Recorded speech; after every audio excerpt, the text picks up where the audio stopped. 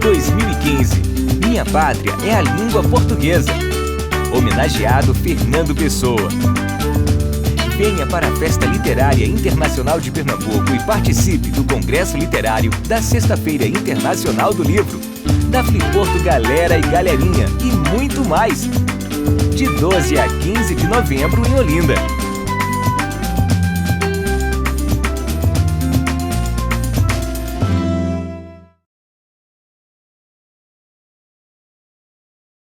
Bom, olá para quem chegou, seja bem-vindo. Olá para quem já estava aqui nas outras mesas. É um prazer estar aqui novamente mediando esse pequeno debate com gente da nova geração. Eles têm a idade do meu filho, tão lindo, adorei. Bom, André Morgado, português, Alexandre Leone, brasileiro. Um com 28 anos, o outro com 27 anos, e juntos, mas remotamente, eles construíram uma ficção, A Vida Oculta de Fernando Pessoa, né, que acabou de ficar pronta para ser lançada aqui, na Fliporto, esse livrinho aqui, e, pasmem, eles conheceram o livro aqui. Eu fui a primeira a ver o livro, porque pedi para eles, a editora SESI me mandou lá na minha casa, e eles se conheceram aqui também. Então, são os novos tempos de internet. Vamos soltar?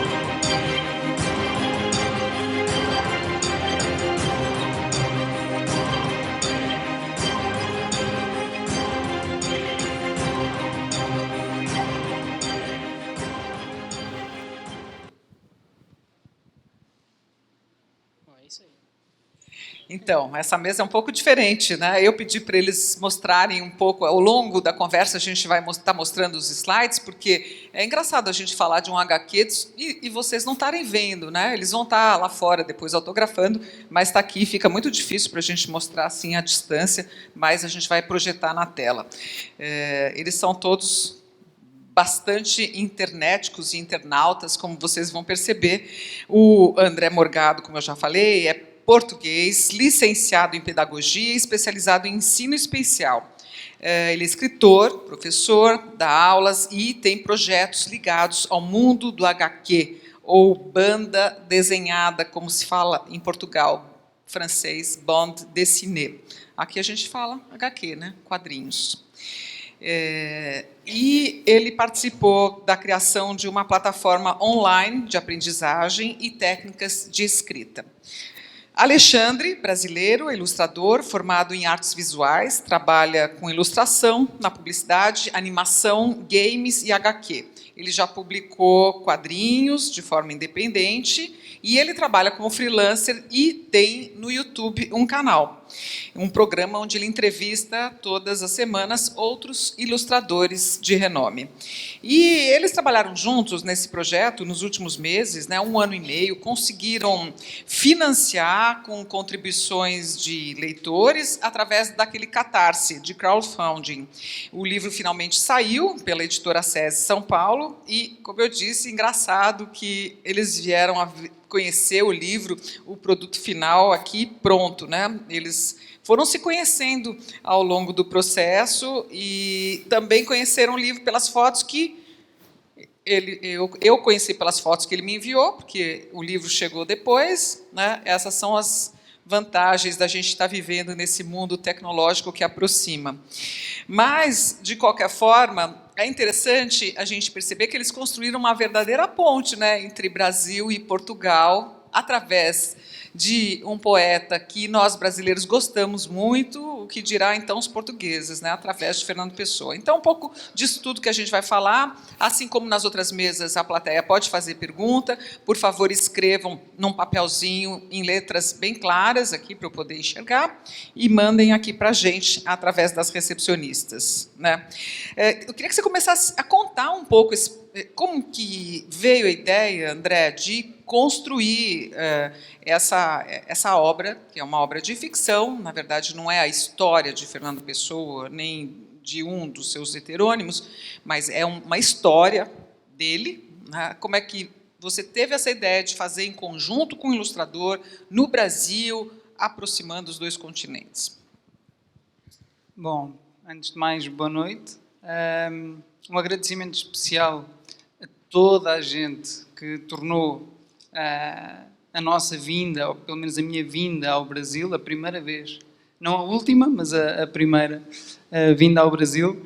Portanto, um agradecimento muito especial a toda a equipa da Filiporto, porque sem eles, certamente, este livro provavelmente teria outro fim, mas não este que está, de facto, a correr tão bem e que nos deixa tão felizes. Respondendo então aqui à pergunta, eu eu trabalhei os últimos 5 anos com crianças e jovens, e eu sei que Fernando Pessoa é um poeta muito admirado por muita gente, mas, pelo menos em Portugal, eu diria que numa turma de 20 alunos, 3, 4 gostam muito, 5 ou 6 gostam um pouquinho e os outros, se calhar, é-lhes indiferente ou até acham bastante aborrecido, chato, confuso, complicado.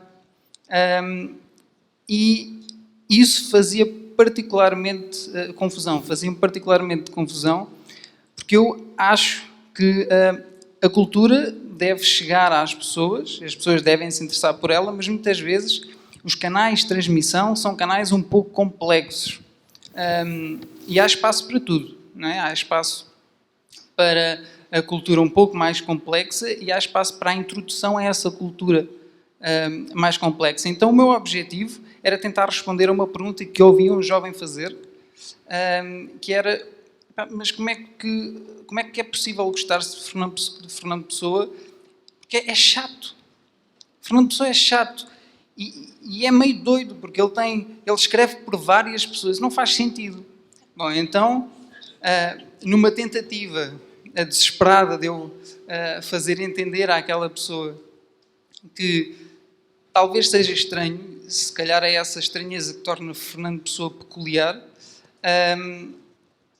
isso não significa que não seja genial. Então eu pensei, bom, eu vou tentar juntar uma linguagem de Fernando Pessoa que nós conhecemos como bastante complexa, mas ao mesmo tempo tentar misturar uma linguagem simples. Peço desculpa. Tentar misturar uma linguagem simples, eu acho que o problema é mesmo meu. Não sei bem porquê. Bom, e então a banda desenhada, ou HQ, né, os quadrinhos, como se diz no Brasil, permitem essa linguagem fácil, trabalhando temas que nós podemos considerar então mais complexos. E foi essa junção que me fez começar a explorar e começar a escrever, criar uma forma que misturasse a realidade com a ficção. Portanto, o nosso livro, por exemplo, datas determinado tipo de fenómenos que se passaram na vida de Fernando Pessoa, nós procuramos, de facto, transpô-los. Os heterónimos, quando vão aparecendo na nossa história, estão enquadrados com características que o próprio Fernando Pessoa enunciava, mas apesar dessa realidade, a ficção é fundamental para chegar a novos públicos. E então eu pensei, bom, Portugal de facto é um país fantástico, mas a língua portuguesa é um mundo ainda mais fantástico. E o Brasil pertence, tal como Portugal e outros países, a esse universo da língua portuguesa. E a pergunta é, porquê o Brasil? A resposta é devolvida com uma pergunta, por que não o Brasil? E então eu procurei o Alexandre, aliás... Você achou, Alexandre, né? Porque Exatamente. assim, o Brasil tem uma legião de ilustradores e foi a primeira questão assim que me veio na cabeça, como é que você tinha encontrado o Alexandre, se você estava pensando já em fazer para um público infanto-juvenil, então, portanto, com um traço um pouco mais adulto, porque a gente realmente tem assim muita gente muito boa em ilustração e de todos os estilos. Então, como é que você fez? Você pegou um portfólio assim, Sim, na internet? Eu fui, então, à internet, como é evidente, a um site, a uma plataforma de portfólios de ilustração, design, chamada Behance. Confesso, não me recordo exatamente a pesquisa que fiz, mas encontrei o trabalho do Alexandre. Enviei um e-mail e 1 ano e pouco depois estamos aqui. Agora vamos ouvir um pouco o Alexandre, como é que foi isso, né? Eu imagino que deve ter tido muita conversa por Skype, muito WhatsApp, muita mensagem por celular. Você apresentou os seus primeiros esboços de todos os heterônimos para ele aprovar. Como é que foi isso?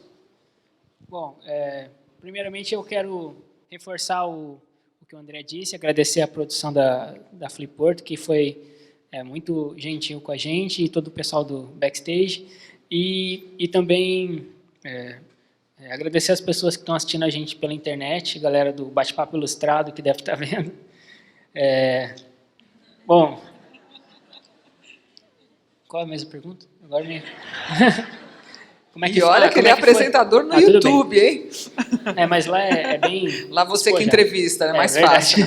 Não, a pergunta era como é que você constituiu os heterônimos, né? Alberto Caieiros, todos o Ricardo Reis, a gente podia até mostrar um pouco, e se o André palpitava também nesse processo feito a 4 mãos, remotamente, como é que foi? Por Skype, por WhatsApp, por e-mail?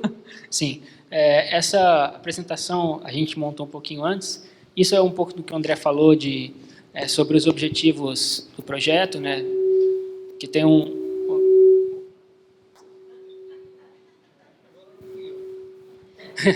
projeto ele tem Opa. Não sei se acho que é eu. Não sei como é porque Alô, aí. Não estava assim antes. Agora ficou melhor.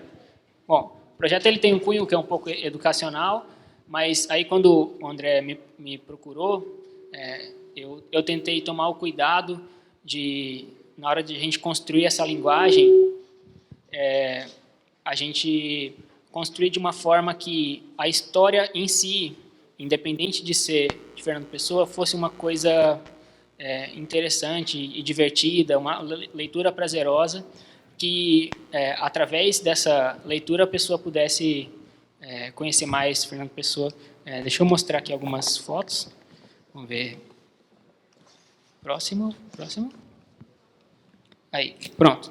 Esses são alguns dos primeiros esboços que eu fiz, baseado em fotografias de Fernando Pessoa, e como a Mona disse, a gente trocava esse conteúdo pela internet, e muitas vezes a gente fazia ou chamada pelo Hangouts ou pelo Skype, e enquanto eu estava desenhando, o André fazia os apontamentos dele, e a gente fez alguns testes. Esses são os primeiros para o Fernando Pessoa. A gente tem mais alguns aqui, algumas fotografias de ambientes, por exemplo, do Café à Brasileira. Embaixo, no canto direito, há uma foto, e em cima o desenho, como foi aplicado no quadrinho. E lá no canto esquerdo, alguns dos esboços para o Fernando Pessoa também.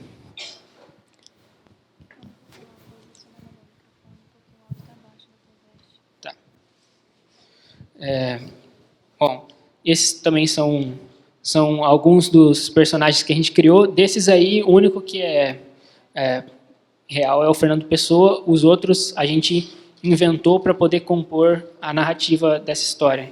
Então tem o Rafa, que é aquele menininho, tem o padre, e aqueles 2 senhores fazem parte da sociedade secreta que o Fernando Pessoa faz parte no livro.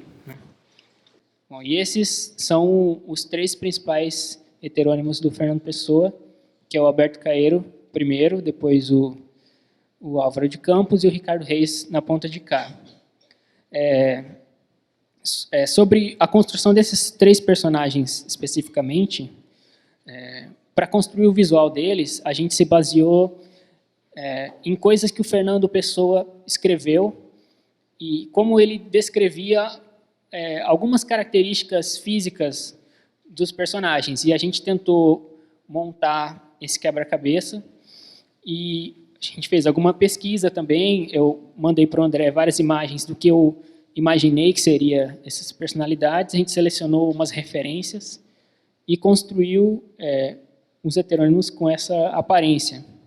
Uma coisa que eu acho muito interessante de criar uma figura física para os heterônimos é que, pelo menos para mim, que não era um profundo conhecedor de Fernando Pessoa, ajuda a fixar o estilo narrativo e poético de cada um deles.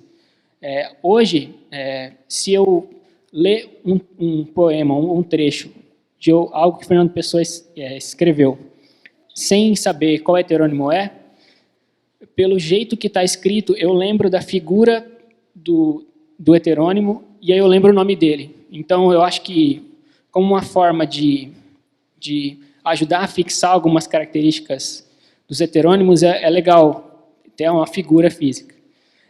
Eu vou soltar um vídeo aqui, que é um pouco do processo de ilustração em si, e a gente pode comentar outra coisa, porque ele não tem áudio, é só para vocês verem que a gente tem algumas técnicas um pouco curiosas de arte digital.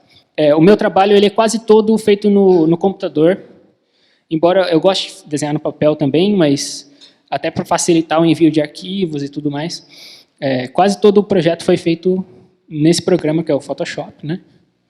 E vocês estão vendo em acelerado, né? Eu não desenho tão rápido assim.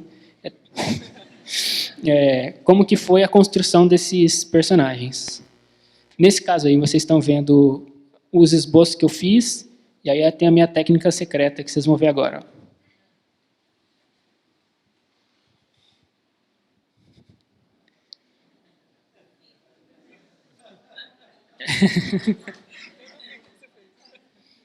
Bom, às vezes, essa é uma das facilidades de ter um computador perto de você. Antigamente, os artistas usavam espelhos ou modelo vivo para poder fazer os seus desenhos, né?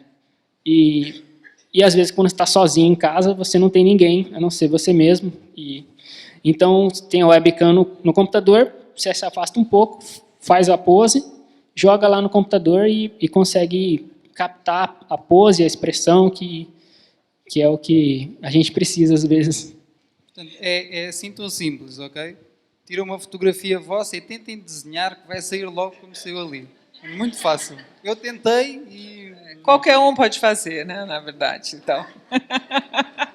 Não, mas é muito legal ver esse bastidor assim, de como a coisa se dá. E realmente o computador ajudou muito, né?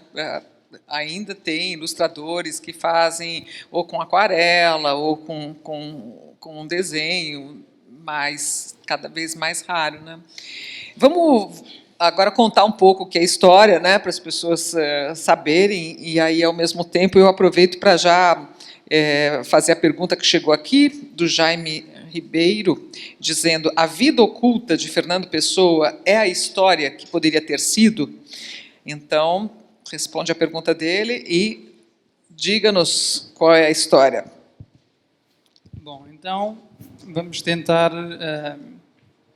deixar claro que nós não quisemos criar uma segunda ou uma vida secreta para levar a sério. Okay? Nós quisemos criar uma vida secreta de Fernando Pessoa que ajude a conhecer o legado de Fernando Pessoa real. Ponto assente. Porque, e nós notámos isso, existe muita coisa séria de Fernando Pessoa. Quando digo sério, muita coisa biográfica, muitos livros que explicam muito detalhadamente aquilo que ele fez, aquilo que ele viveu. Mas Fernando Pessoa não é, e é curioso porque nós pudemos ouvir isso da Dona Manuela Nogueira. Fernando Pessoa não é só aquela figura, apesar de no nosso livro também estar um pouco assim uma figura muito séria e se calhar com muitos momentos de reflexão. Na vida real, segundo aquilo que nós também nos pudemos aperceber, havia espaço para brincar. E o nosso público também é infanto-juvenil, onde brincar devia ser uma obrigação, ok? Então nós quisemos criar uma realidade paralela, uma ficção, que contribua de facto para que depois, se a curiosidade aparecer, as pessoas descubram a realidade. Ora, dito isto, o que é que nós exploramos no livro? Fernando Pessoa é um agente secreto, recebe essa responsabilidade muito novo, aliás, logo nas primeiras páginas do livro, percebemos isso, ainda criança, ele recebe essa responsabilidade do pai, que acaba por falecer. O pai de Fernando Pessoa faleceu por tuberculose. Nós dizemos que afinal é bem mais misterioso do que isso. É uma doença, um mal que está a assolar alguns cantos de Portugal. E então essa sociedade secreta procura resolver esse problema. E Fernando Pessoa é um dos agentes que tem essa responsabilidade e, no entanto, em alguns momentos ele vai ter que executar essas pessoas que estão doentes para evitar que essa doença se propague. Mas não é tão simples assim, porque Fernando Pessoa, de alguma forma, vive com um dilema moral por ter que fazer aquilo. E isso leva-o a absorver aquela pessoa que ele acabou de executar, começa a escrever em nome dessa pessoa como um mote de honra e assim nascem então os heterónimos. Portanto, a explicação para a criação de tantos heterónimos passa um bocadinho por esta ideia de ficção. Pronto, enfim, o livro depois explora outras pequenas coisas, mas o grande mote acaba por ser este. Bacana. Você teve, certamente, como professor, essa intenção pedagógica de atingir um público. Aqui no Brasil, a gente está passando por um momento em que muitos clássicos são traduzidos para o HQ, desde Machado de Assis até Dom Quixote, porque se acredita que é uma primeira entrada do público para a leitura, para se apaixonar pelo texto, depois ele vai procurar o original. E aqui, no caso, você nem fez isso, você não pegou um texto de Fernando Pessoa, você já partiu para uma ficção, uma narrativa própria, né? E você, muito jovem, vocês dois, vocês não tinham uma preocupação assim, de mexer com ícone, com uma vestal, assim, sabe, fazer... Você está revisitando um grande autor, né? Não tinha um pouco essa preocupação, ou vocês tiveram a coragem e a ousadia da juventude? Eu acho que foi também um pouco da inconsciência da juventude, provavelmente. Não é? No entanto, essa pergunta foi-nos feita uma vez, e eu depois de pensar um pouco, respondi da mesma forma que vou tentar responder aqui. Nós não vamos criar nada. Fernando Pessoa escreveu tudo aquilo que tinha a escrever de uma forma genial. Muitos autores, depois dele, já explicaram muito melhor do que alguma vez nós vamos conseguir explicar tudo aquilo que ele fez. E ainda assim, existem jovens que não apreciam Fernando Pessoa. Então, eu acho que há espaço para todos. E o que nós queremos fazer não é ocupar o lugar de ninguém, é tentar canalizar principalmente as crianças e os jovens, e eu tentei desde muito cedo procurar cativar as crianças para Fernando Pessoa. Eu trabalhei com Fernando Pessoa com crianças de 6 anos. Perguntam-me assim, eles perceberam tudo. Aquilo que era suposto, perceberam. É evidente que temos que orientar os temas para as idades em questão. Então nós aqui não estamos a procurar fazer um manual sobre Fernando Pessoa. Estamos a tentar explicar um pouco da vida e da obra de Fernando Pessoa a quem hoje é jovem. É evidente que os adultos aqui têm todo o direito, e nós agradecemos, de comprar o livro também. Hein? Mas o nosso objetivo é fazer essa ponte, essa introdução. Você pesquisou bastante Fernando Pessoa para fazer os personagens do HQ? Bom, eu confiei muito nas coisas que o André me passou. Ele filtrou muito do que era importante para a narrativa da história, qual era a parte que era importante eu conhecer. Eu não sou um profundo conhecedor da obra de Fernando Pessoa, então toda vez que alguém me pergunta alguma coisa, sabe, sobre o trecho favorito, alguma coisa assim, eu falo, o escritor é o André, eu faço os desenhos. Mas eu posso até falar um pouco sobre como que é a sensação de ser um novo conhecedor de Fernando Pessoa. Eu posso dizer que depois de ter participado desse projeto, eu me interessei muito por esse personagem, muito mais do que eu poderia ter me interessado antes. Até por aquilo que eu disse da imagem, eu sou uma pessoa que trabalha muito com imagem, a imagem se comunica bastante comigo, então eu acho que isso vai ser muito importante para outras pessoas também terem essa... E você interferiu na construção da narrativa? Assim, teve momentos que você falou para o André, olha, acho que melhor a gente mudar a história, ir por aqui, por ali, isso não vai funcionar? Sim, a gente teve embora a gente estivesse bem distante, nosso processo de produção foi muito orgânico, não foi... eu escrevo o roteiro, te mando, você desenha e depois a gente vê o que acontece. O André, ele escreveu todo o texto e se preocupou em separar em páginas e quadros de história em quadrinhos, igual vocês estão vendo ali, o que ele imaginava que tinha que ser passado em cada quadrinho. Mas só que eu, como sou digamos, o especialista em desenho, né, em quadrinhos, eu dava minhas sugestões também. Esse texto aqui que você colocou para um quadro, às vezes fica melhor para 2 ou 3. Então, a gente foi construindo junto. Inclusive, a gente teve várias cenas que foram alteradas, coisas que a gente teve que deixar de fora, porque o livro ia ficar muito grande, né, coisas que foram adicionadas quase que no final. Então, foi muito orgânico. Ali tem um pouco do processo de produção. Aquela página lá da esquerda é o primeiro rascunho que eu faço de uma página. Vocês podem ver que é bem simples. E com aquilo, o André já tem uma noção do que eu estou imaginando para o texto dele. Aí, se ele aprovar aquilo lá, eu faço o line art, né, que é a parte do meio ali, onde tem o desenho mais ou menos como vai ser. Mas vocês podem ver que no acabamento final do quadrinho todo não existem linhas. Eu faço tudo em cores, que é o que eu gosto mais de trabalhar. O rascunho, eu não estou enxergando direito daqui, você faz à mão ou já é direto no computador?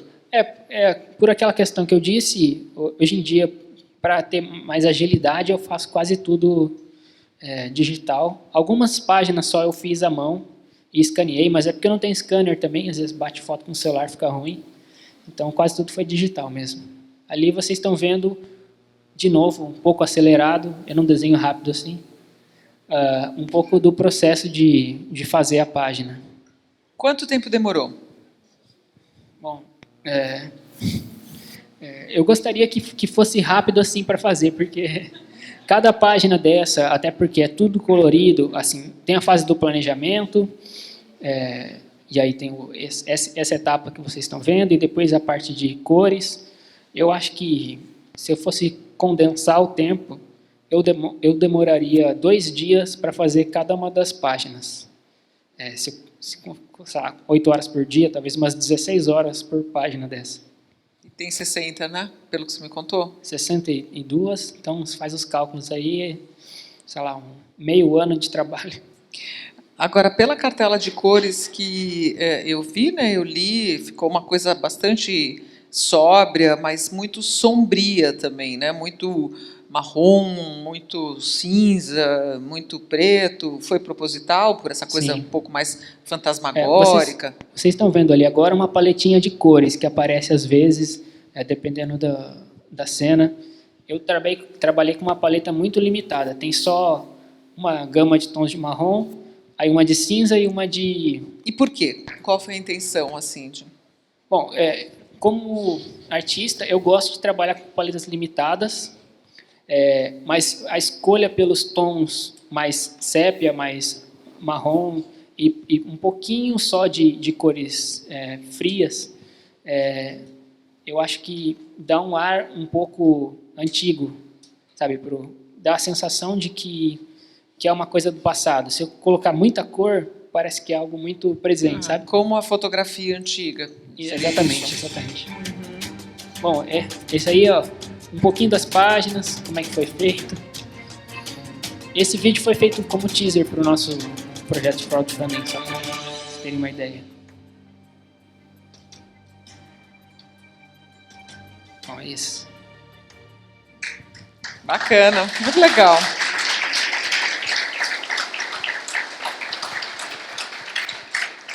Bacana, né, gente? Bom, chegou aqui mais uma pergunta: como é introduzir Fernando Pessoa a uma juventude que antes não se interessava nesse estilo literário?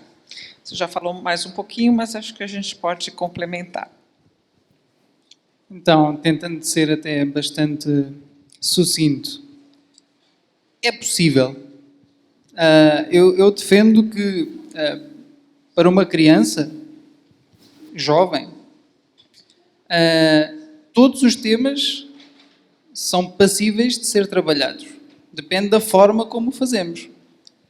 Então, eu não gosto de estupidificar as crianças nem os jovens, mas tenho que ter noção que tenho que tornar compreensível aquela linguagem que quero transmitir. Eu repito, trabalhei Fernando Pessoa com crianças de 6 anos e acredito que tenham compreendido mais e melhor Fernando Pessoa do que muita gente que se calhar tem mais 30 ou 40 anos que eles. Depende da forma como fazemos. É possível.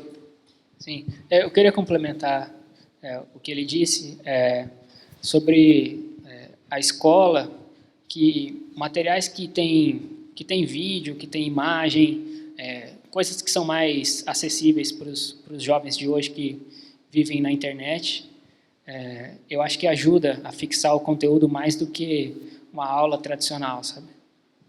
Com esse material que vocês fizeram, e principalmente pelo fato de você ter desenvolvido tudo, a parte gráfica por computador, vocês já poderiam, por exemplo, pensar numa plataforma de Fernando Pessoa para jovens? Isso ocorreu para vocês? Plataforma em que sentido? Um site, já é um pouco a meio caminho do digital. Não sei se aqui muitos têm contato com o livro infantil digital, que é quase que uma sessão de entretenimento, né? Quer dizer, de repente você clica na cabeça, o personagem fala uma frase, pode ter uma voz como a minha, narrando uma coisa, ou pode ter uma florzinha que se abre. Quer dizer, são os recursos do digital que incrementam muito o livro. Claro que esses livros custam caro, o Brasil ainda está engatinhando, muitos que foram feitos, por exemplo, tem um livro lindo da Companhia das Letras, não é HQ, né? Aliás, de HQ tem um bem bacana, por isso que eu pensei na plataforma, que é dos Golfinhos, né, da editora da Suzana Florice, da Ana Cláudia Ramos, não sei se você conhece. E aí eles, a partir da história, daquela história dos golfinhos, que ela tinha feito uma história no livro, eles criaram uma plataforma. E nessa plataforma tem um monte de coisa, desde reportagens sobre a morte dos golfinhos, coisas que são achadas na internet, que eles acabam consolidando ali, até esses recursos que eu falei, né, pega um personagem, um golfinho pega, sai falando com uma voz feminina ou com uma voz masculina. Vocês cogitaram de repente fazer com esse material, porque vocês já estão a meio caminho andado, né? Ah, sim. Inclusive, em uma fase mais inicial do projeto, a gente estava discutindo justamente qual que seria a plataforma de publicação do projeto. A gente pensou um quadrinho digital, porque no quadrinho digital, por exemplo, cada quadro pode ter uma pequena animação. A gente fez alguns testes de animar gotas de chuva, animar a fumaça do cigarro, sabe? Essas coisas que dão uma linguagem que é um pouquinho mais aproximada do cinema, que tanto eu quanto o André, a gente se interessa bastante por isso. Mas, pelo trabalho que isso dá, a gente foi primeiro para o mais básico, que era fazer uma história em quadrinhos tradicional. Mas, a partir do ponto que a gente está hoje, dependendo também da aceitação do público, já que o projeto foi lançado aqui na Flipporto, né, dependendo de como as coisas se desenrolarem, a gente pode fazer mais material, a gente pensa em fazer jogos, eu gosto muito de jogos, de animação, não sei. Essa história é uma história que caberia num jogo, né? Quer dizer, um personagem que é um agente que sai correndo atrás das pessoas que ele precisa matar, né? Quer dizer, na verdade, o agente Fernando Pessoa tem que matar os mortos-vivos. Você podia completar um pouco a história que o André falou meio que é um passant, assim, mas é a cara de um game isso, né? Sim, sim. Eu acho que o Fernando Pessoa ele tem uma característica visual bem marcante, que ele pode, quem sabe, se tornar um ícone pop, sabe? Tipo, que você bate o olho e você sabe, esse é o personagem, é o Fernando Pessoa, sabe? Então, a gente não sabe o que pode acontecer no futuro, mas as portas estão abertas aí, né? Vamos só trilhar o caminho. As portas estão um bocadinho abertas, agora o público tem que as abrir, tem que abrir o resto. Mas você que já trabalhou com plataforma online, André, você pensa nisso? Quer dizer, em desenvolver o projeto? Não, eu, como trabalhei com crianças, eu sei o poder que essas ferramentas têm numa ótica didática e pedagógica. Se o nosso objetivo passa por aí, com certeza. Se é possível, isso é um pouco mais complicado. Só para complementar, a gente fala muito sobre essa ótica pedagógica e tudo mais, mas, igual eu disse no começo, a gente se preocupou muito em a história ser interessante para qualquer pessoa que lê, né? Vai se interessar, então, se vocês quiserem dar uma olhadinha depois, eu acho que... Aliás, inclusivamente, aquelas pessoas que são um pouquinho mais entendidas em Fernando Pessoa têm lá assim uns easter eggs, né? Umas pequenas surpresas e vão reconhecer, eu sei, eu conheço isto. Quem está, se calhar, numa fase introdutória vai passar um pouquinho ao lado. Portanto, dá para um público mais e menos conhecedor. Esperemos nós. Eu sempre gosto de pedir que os autores leiam o que eles escreveram, porque às vezes me pedem para ler, eu leio, gosto de ler também, mas sempre o leitor lê de uma forma diferente, como uma pessoa pensou. Então, eu vou pedir agora que leia, escolhe um trecho, depois o outro vai ler, e ainda mais em quadrinho, porque aí a gente interpreta, né? A gente faz uma cara mais assim, a gente passa um sentimento e tal. Então, acho que pode ser muito divertido pedir para você, começar com você, André, mas você não vai escapar não, Alexandre, viu? Toma! Eles lendo, a gente sente assim a respiração do autor, né? Como ele pensou quando ele escreveu a cada vírgula, né? Se ele parou, o ponto de exclamação, por quê, não é? Sim, eu tenho várias cenas que gosto particularmente. Ler talvez seja um pouco ingrato, ler aqui algumas cenas, porque têm de facto que ser acompanhadas com a imagem, não é? Eu quero ler o comecinho, se puder. Então vá, força. Bom, eu vou ler a parte de introdução aqui, e aí vocês me dizem se conseguem imaginar um pouco. Bom, o livro começa bem assim. As pessoas lembram-se de mim, conhecem a minha escrita e parte da minha vida, as gentes com quem amadureci, os locais por onde passei e os 1000 eus que encarnei. Porém, ninguém se parece lembrar, ou talvez a história assim o queira impor, daquilo que deu origem à minha fama. Tudo começou em 1893. O meu pai adoecera no início desse ano, e eu, com os meus 5 anos, pouco percebia do que se passava com ele. Aí tem um quadro da mãe, dizendo para o Fernando: O pai tem tuberculose, mas vai ficar bem. Continua a narração. No dia 24 de julho, de madrugada, o meu pai chamou-me e o seu ar debilitado chocava-me menos do que o sangue que saía da sua tosse. Aí o pai diz: Fernando, ainda és muito novo, mas receio que não tenha muito mais tempo para te contar algo extremamente importante. Os homens dessa família, Fernando, são mais do que parecem. São membros de uma sociedade secreta. Aí o Fernando pergunta: sociedade secreta? Uma criança, né? Aí o pai diz: nesta carta está tudo explicado. Guarde-a em segredo. Ninguém pode saber disso. E aí, narração novamente. Meu pai acabou por morrer horas depois, entre gritos, gemidos e um disparo.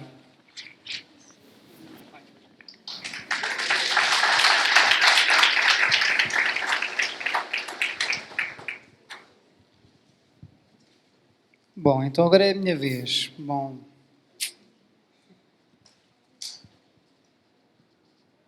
não sei, é assim, eu gosto particularmente de uma cena que na minha perspectiva está bem conseguida, que explora Alberto Queiro.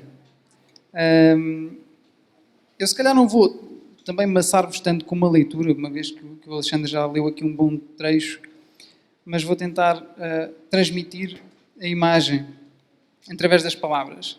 Vemos uma senhora bem idosa num campo e ela está numa carroça com o seu boi e atrás leva uns fardos de palha e Fernando Pessoa vai lá sentado. E a senhora está a cantarolar. Eu não sou uma pessoa de cantar, portanto peço desculpa aos ouvidos mais sensíveis, mas ela começa por: você sabe de onde eu venho, de uma casinha que tenho, que fica à beira de um pomar, e etc. Portanto, esta música, creio, também se canta aqui pelo Brasil, não é só em Portugal. Cantas muito bem. Ou alguém ouve muito mal, vamos lá. Enfim, a acompanhar, a Fernando Pessoa vai à boleia desta senhora até chegar à casa de Alberto Queiro. E ele percebe que é uma pessoa que trabalha no campo. E então a narração de Fernando Pessoa é um poema muito conhecido. Ela canta, pobre ceifeira, julgando-se feliz talvez, canta e ceifa, e a sua voz, cheia de alegre e anónima viuvez, ondula como um canto de ave no ar limpo, como um limiar, e há curvas no enredo suave do som que ela tem a cantar. Enfim, toda a página tem assim um trecho muito bonito, na minha perspectiva, que Fernando Pessoa escreveu para a pobre ceifeira.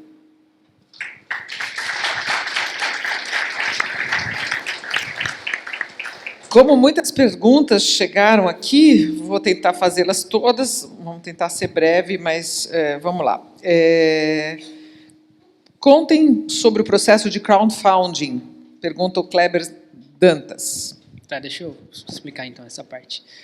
Quando a gente já estava se aproximando da metade de 2015, a gente foi confirmado como eu aqui no Brasil e o André em Portugal, como participantes da Comic Con Experience no Brasil e da Comic Con Portugal em Portugal. E aí a gente precisava, de alguma forma, arrecadar recursos para financiar a produção do livro, para poder ter a venda nesses eventos que são em dezembro. Então, a gente tinha algumas possibilidades. A gente podia procurar uma editora, a gente podia procurar algum edital de apoio à cultura, ou a gente podia fazer o crowdfunding.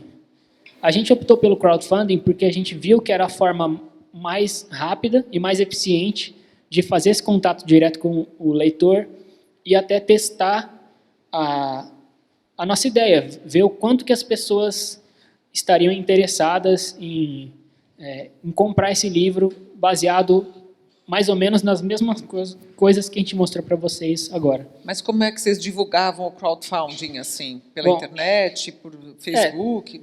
Tudo acontece pela internet, né? Nossa conversa com o público. Eu tenho um canal no YouTube, então a gente já tinha alguma audiência para poder falar. E como no canal do YouTube, que é o Bate-Papo Ilustrado, a gente faz tudo gratuitamente, faz entrevistas com artistas e tudo mais, eu sinto que o nosso público, que é muito engajado, são outros ilustradores, eles ficaram muito interessados no projeto e quiseram contribuir, às vezes até apostar no projeto, justamente como uma forma talvez de agradecer, de retribuir um pouco do que a gente faz por eles. Então, a gente tem, no Brasil, pelo menos, uma coisa que eu acho muito legal, que é essa troca entre artistas, no caso dos ilustradores. E aí a divulgação foi quase toda online. E no final de 2 meses de campanha, a gente contou com 545 apoios. E então, nessa pré-venda, a gente já tem mais de 600 livros vendidos. E voltando para casa, já vou começar a empacotar esses livros aí. Vamos ver quanto tempo vou demorar para fazer isso. Esses 600 apoios são apoios que acabaram comprando 600 livros, é isso? Exatamente. E aí, em quanto tempo? Quanto tempo de campanha? Isso. Foram 2 meses, são 60 dias corridos de campanha. Puxa. E o nosso objetivo inicial era R$7.000 e conseguimos ultrapassar felizmente, atingindo perto dos 25.000. E é bem interessante citar também que foi graças à nossa campanha de crowdfunding no Catarse, né, que é o site, que o Mário Hélio, organizador da Fliporto, ele... Abraço para o Mário. A filha dele viu a nossa campanha e aí avisou o Mário, né, que tinha essa história em quadrinhos sobre Fernando Pessoa, e a gente teve toda a sorte do mundo de, esse ano, justamente, ser o tema da Fliporto. Aí o Mário me ligou, eu vou até contar essa história, ainda não contei para ninguém. Ele me ligou assim, falou, então, tem um evento aqui em Pernambuco, você não quer vir para cá? E aí na minha cabeça era, bom, eu vou ter que tirar aqui para pagar a minha viagem e tal, mas acho que dá. Aí ele falou, não, a gente vai pagar a passagem e hospedagem. Tá ótimo para mim. Não, a gente ainda vai te dar uma ajuda de custo, não sei o quê. Como assim, né? A gente não estava nem um pouco acostumado com isso. Então, para a gente foi uma surpresa muito feliz. O Alexandre está a comentar o lado dele. Mas o meu lado foi ainda pior. Porque eu estava em Portugal e o Alexandre disse, existe esta hipótese. Eu falei, boa, aproveita. Não, mas é para os dois. Não, porque eu não posso. Ele, não, mas portanto, tu também podes vir. Não posso. Não, podes. Então, mas como assim? Não, a ideia é mesmo vires, portanto, há uma grande vontade de que nos conheçamos, de facto, ali, na Fliporto. E então, eu não sou muito de correr, mas nesse dia dei um sprint de felicidade à volta de casa.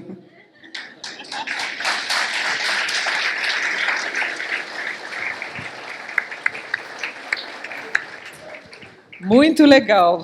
27 anos e 28 anos, já filhote aí, muito bacana, lançado aqui na Fliporto, né, esse palco por onde passou tanta gente legal nos últimos anos, tantos autores trazidos pelo Mário Hélio, pelo Antônio Campos, muito bacana mesmo. E, aliás, eu acabei de ver hoje na internet, tem no site da Fliporto, está com um ensaio lindo que a equipe de produção da Fliporto fez com eles passeando por Olinda. Os dois, assim, naquele casario maravilhoso, todo colorido, né? Muito lindo. Conseguiram fazer-nos parecer bonitos, o que é fantástico. Bonitos e famosos, né?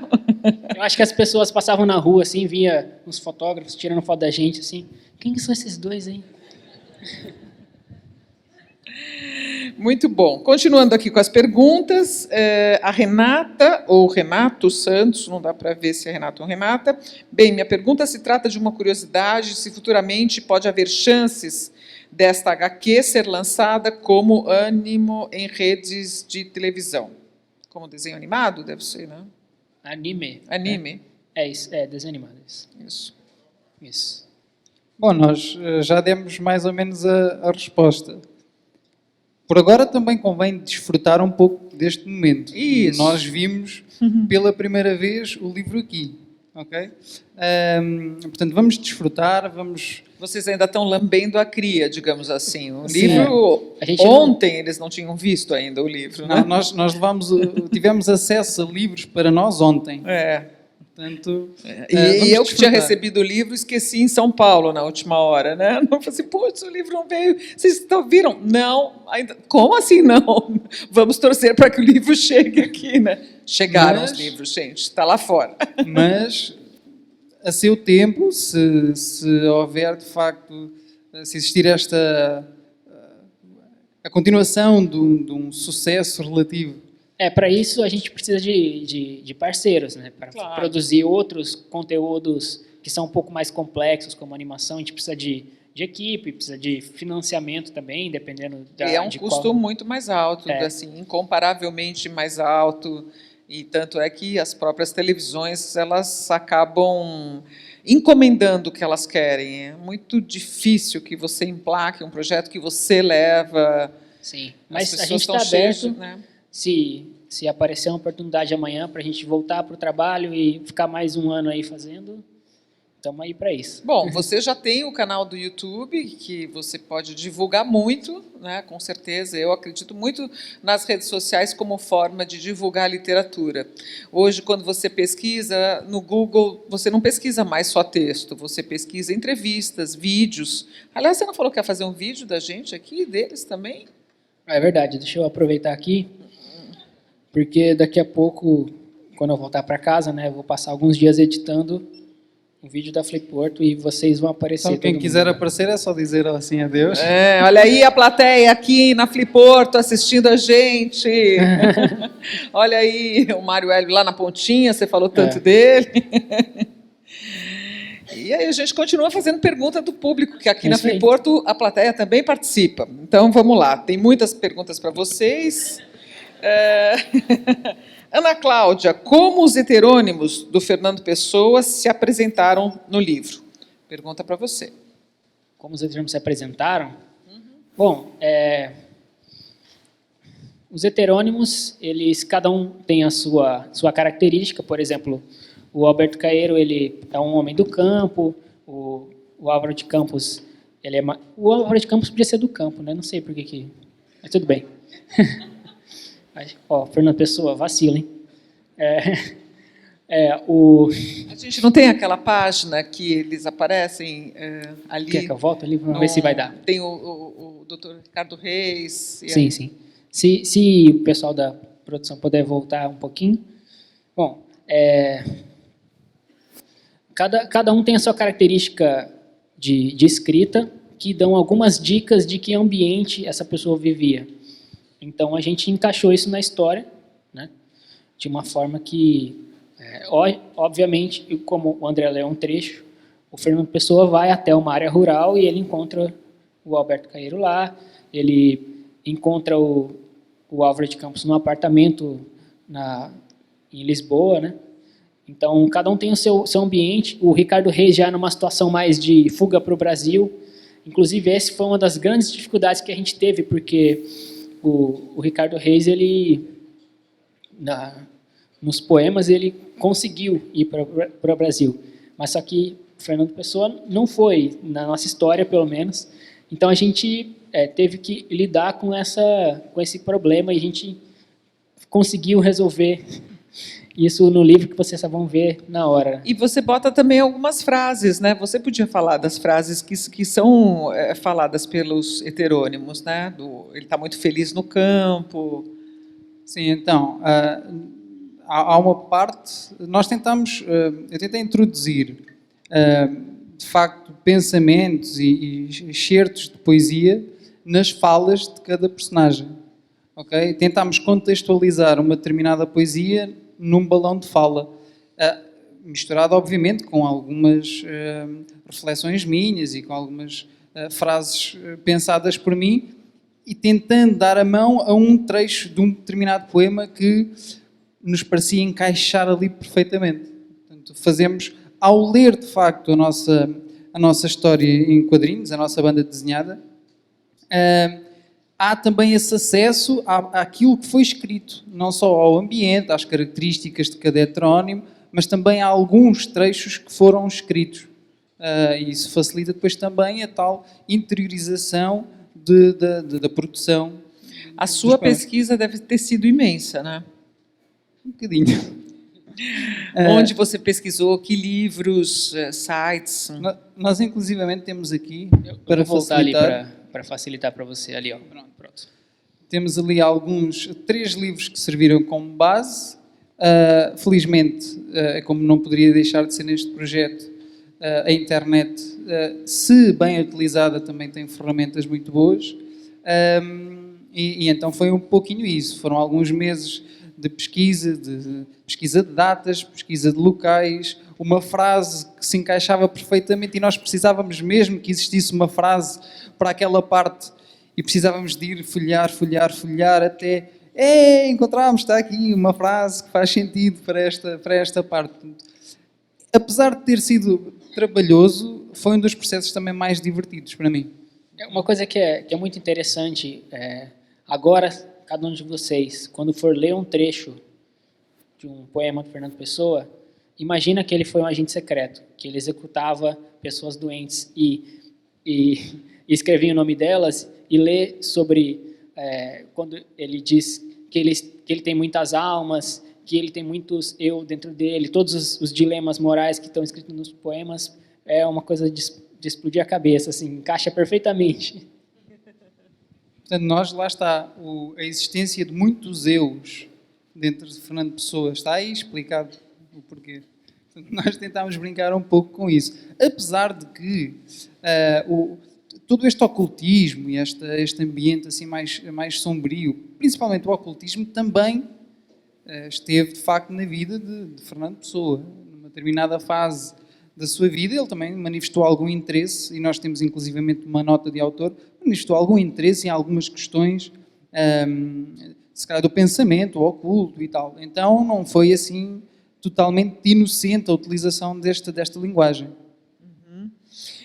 Tem outra pergunta aqui. Já que vocês se interessam por cinema, houve alguma influência dessa arte no livro? Totalmente.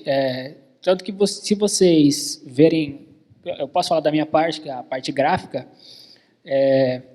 eu acho que o meu desenho ele se assemelha um pouco mais com um desenho para animação do que para um desenho para quadrinhos. A gente conversou muito sobre onde que esse projeto se encaixa em termos estilísticos e ele é difícil de você categorizar, porque eu tenho muita influência de autores japoneses de quadrinhos no jeito que eu distribuo os quadros. O meu desenho mesmo até meus 20 anos era desenho mangá, e aí eu fui incorporando outras características, muito da animação, de jogos, e aí o cinema, com certeza, para o André é muito importante para o jeito que ele escreve roteiro e para mim também do jeito que eu penso a cena, porque para mim, quando eu penso num quadrinho, eu penso no movimento. Como que eu quero que o leitor seja guiado naquela cena? Porque, por exemplo, quando um personagem fala uma coisa para o Fernando Pessoa, eu me preocupo em fazer 2 quadros ao invés de um para a resposta. Que o primeiro é uma reação, que seria aquele momento que antecede a fala, onde ele reage de alguma forma ao que foi dito, e aí depois ele fala, sabe? Em outros quadrinhos, talvez seria já fazer um quadro só com os 2 personagens falando e um monte de texto, sabe? Então a gente tem essa linguagem que ela eu espero que vocês tenham essa sensação, que ela é mais cinematográfica. Sim, só para complementar muito rápido, nós fizemos de facto um estudo, inclusivamente de filmes, e os primeiros, parte dos primeiros esboços que o Alexandre desenhou seguiam muito aquele ambiente noir dos anos 50, do cinema dos anos 50, anos 60, portanto, tudo isso contribuiu. O livro passa bem esse clima assim no ar, assim, que eu acho também que é uma coisa que pega adolescente, né? Você não está indo só pelo lado metafísico, o lado poético, que talvez só pegasse mulheres, né? Você pega um pouco, talvez, uma parcela aí de público infanto-juvenil masculino, né? Só uma pequena notinha de rodapé, você falou, sou muito influenciado pelo desenho mangá. Né? Qual que é a diferença do mangá para o mangá é o japonês, mas o que ele tem de diferente? Eu não entendi em relação ao quadrinho tradicional, um Tintin, um Lucky Luke. Bom, eu vou fazer uma comparação que ela é mais simples de, acho que todo mundo entender, que, sei lá, pegar um quadrinho de super-heróis, porque assim são os tipos de quadrinhos que tem um estilo mais fechado, vamos dizer, o mangá, que é o desenho japonês, e os comics, né, que são os quadrinhos americanos, que, por exemplo, numa cena de luta entre o Batman contra o Superman, você pode ter um quadro de splash, que é tipo um quadro único, deles dando um soco na cara do outro, e ao mesmo tempo que eles estão se batendo, tem as falas, eles trocam diálogo num quadro, e aí eles fazem um plano aberto, com detalhes no fundo, um monte de coisa na tela, e com um quadro e os textos. Eu já vi quadro, por exemplo, de dois personagens se beijando e eles estão falando enquanto eles se beijam. Isso não faz nenhum sentido. No mangá, o que acontece é que a ação ela é decomposta mais. Então, às vezes, o cara, no mangá de basquete, ele vai atirar a bola na cesta. Você pode passar 10 páginas para ele atirar a bola na cesta, porque eles param em cada instante, a bola no ar, a expressão do cara que é o defensor, ele tenta alcançar, a bola resvala no dedo dele, passa por cima, sabe? Eles decompõem a cena para você conseguir ver a trajetória do movimento.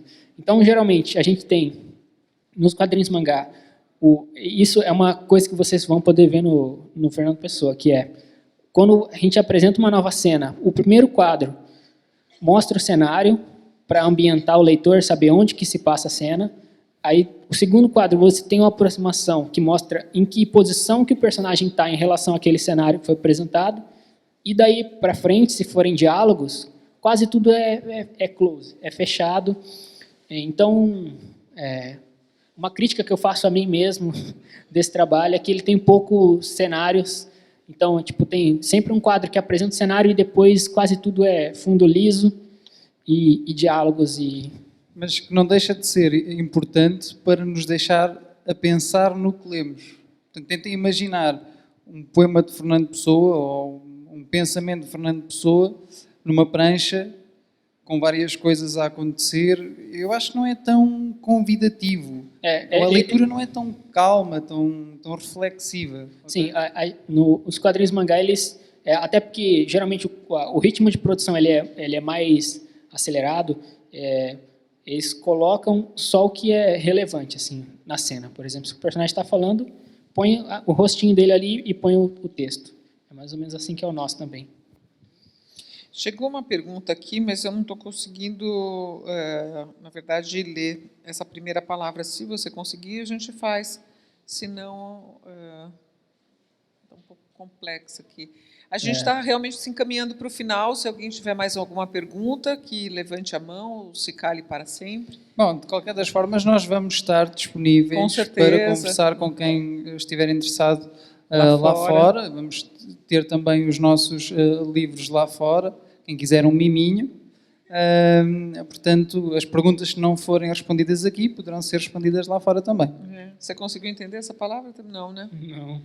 Então, enfim, o autor da pergunta poderá depois se identificar para vocês. Acho que como você vê o lançamento desta obra literária na Fliporto? Acho que é isso. É lançamento. Isso. Bom, nós também já respondemos. Eu vou só aproveitar então esta pergunta para em 30 segundos dizer o seguinte. É provavelmente uma oportunidade para se começar a interpretar uma linguagem de literatura como os quadrinhos, a banda desenhada, como um elemento pertencente à escrita e à leitura convencional. Dá uma sensação que, não só em Portugal e no Brasil, que existe literatura, existe a arte de escrever e de ler, poesia, narrativa, depois existem a banda desenhada e os quadrinhos a um canto diferente. Porquê? Para mim não faz o menor sentido.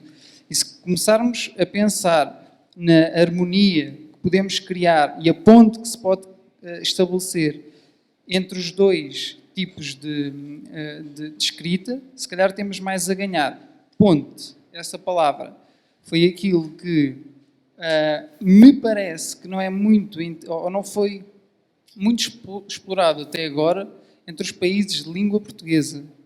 Uma pergunta que eu e o Alexandre nos tentámos responder várias vezes.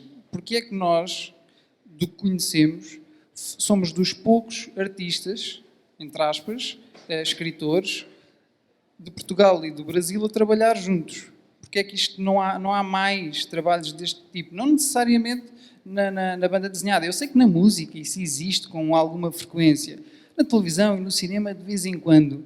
Mas nós somos tantos e tão bons que eu não consigo entender porque é que existem países como os anglo-saxões que fazem um proveito inteligente disso e nós parecemos gostar da sombra. E cada país procura desenvolver muito a sua identidade e esquece que o Atlântico existe, mas eu estou aqui, se Deus quiser, o Alexandre há de estar em Portugal também brevemente. Portanto, a língua portuguesa não deve, de facto, ter barreira nenhuma. E o nosso projeto é uma prova viva disso e eu espero duas coisas, que a partir daqui mais projetos entre portugueses e brasileiros, angolanos, etc., possam surgir para tornar a língua portuguesa forte, para utilizar a nossa inteligência, as nossas visões, que são de facto diferentes. Todos temos a ganhar com isso. E espero também que a banda desenhada, os quadrinhos, possam ser entendidas como mais uma ferramenta de interesse, mais um elemento literário que tem e deve ter o seu espaço não só nos nichos, não só num determinado público, muitas vezes pseudo ou intelectual que existe, há espaço para toda a gente, ok? E é importante, e nós agradecemos do fundo do coração à Filiporto por ter criado um espaço onde a banda desenhada tem a sua importância e que esperemos que possa voltar a repetir essa demonstração de importância em edições futuras.